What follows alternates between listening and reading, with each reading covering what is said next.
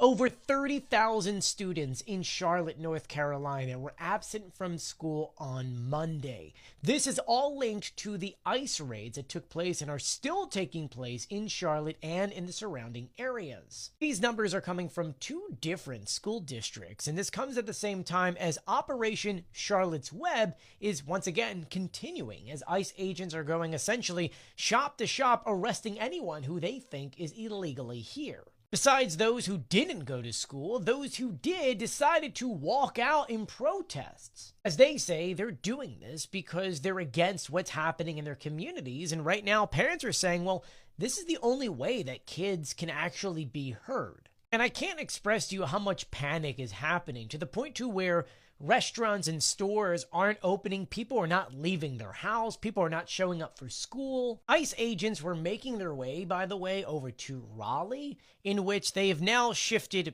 back to Charlotte after sparking fear and protests in the area. It's sad because now we're living in a world in which dark-skinned folks are scared to go outside because they're worried they're going to be arrested even if they're U.S. citizens.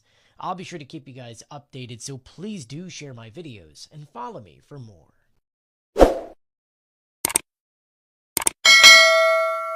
We're seeing a power struggle in Washington, D.C. and across the United States today. And we're seeing it in many different stories, and I just want to break down these stories for you because we're seeing Trump delay actions, Congress is forcing transparency, we're seeing troops recalled in Oregon, and the administration is moving to rewrite wildlife protections.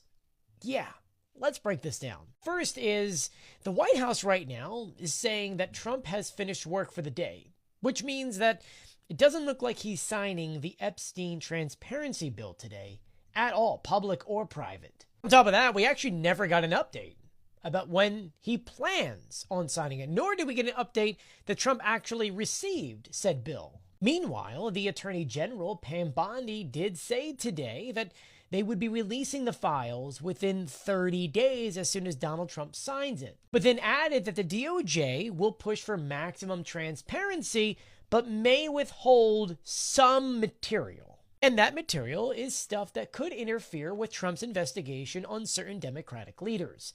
Like we'd mentioned in a couple videos a few days ago, they're going to use this opportunity to say we can't release X, Y, and Z because, well, there's an active investigation. Then in Oregon, we saw 200 National Guard members pulled out of service and are finally returning home. If you remember, Donald Trump activated them back in September to kind of push away some of the protests. As the governor said, this deployment was unnecessary and cost taxpayers $16 million. The reason why they were able to go home, by the way, is because a judge says that, Trump's claim about Portland being war-ravaged were untethered to the facts. And lastly, we're finding out that the Trump administration is now weakening endangered species laws.